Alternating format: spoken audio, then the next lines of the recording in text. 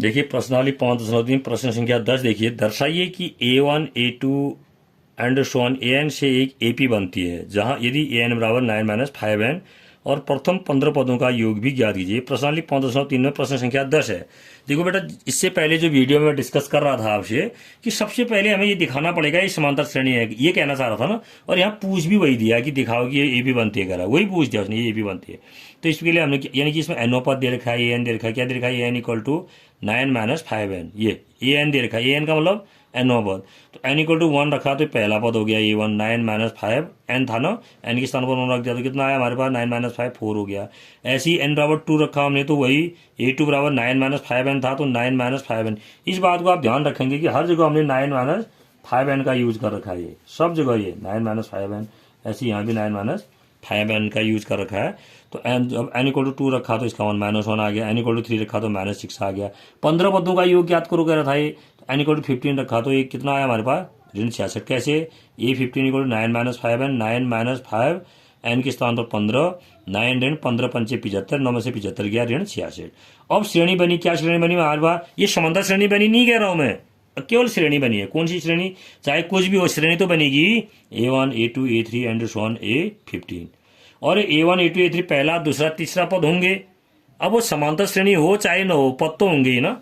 तो यहाँ पर अब हमने देखा पहला पद 4 आ गया, दूसरा पद ऋण 1 आया, तीसरा पद ऋण 6 आया और 15वां पद ऋण 66 आया। अब क्या किया उसके हमने दूसरे पद से पहला पद घटाया, A2 - A1, ऋण 1 ऋण 4 ऋण 5 हो गया। तीसरे पद से दूसरा पद घटाया, A3 - A2, ऋण 6 ऋण 1, तो ऋण 6 ऋण धन हो गया, धन 1, ये हो गया ऋण 5। तो अतः दो क्रमागत पदों का अंतर समान है, अतः यह सारवंतर D है।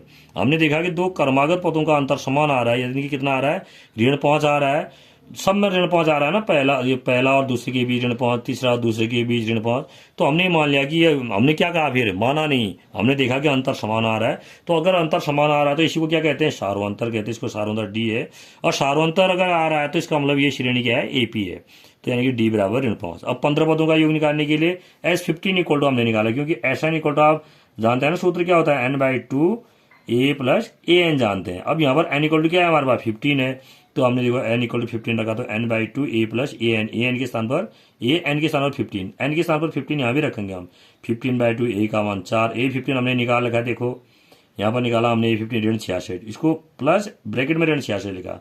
फिर 15/2 4 ऋण 66 हो गया, फिर ये 4 ऋण 66 कितना हो गया, ऋण 62 हो गया। फिर 2 का भाग ऋण 62 में गया तो ऋण 31 हो गया, इसको ब्रैकेट में लिखना चाहिए ऐसे, ठीक हो गया। तो 15 का गुणा ऋण 31 में गया तो ऋण 465। द्वितीय विधि क्या है, वही योग वाला सूत्र हुआ, हमने इसमें SN equal to N/2 2A plus N - 1 × D रख दिया।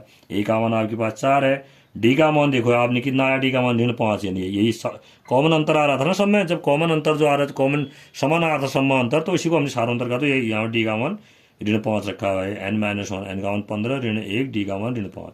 4 दूना 8 हो गया, 15/2 ऐसे ही लिखा। फिर 15 में से 1 गया 14 ऋण 5, फिर 15/2 ये 8, 14 पंचे 70, 8 ऋण 70, 15/2 8 में 70 गया तो ऋण 62, 2 का भाग गया तो 15 गुणा ऋण 31 हो गया। देखो ये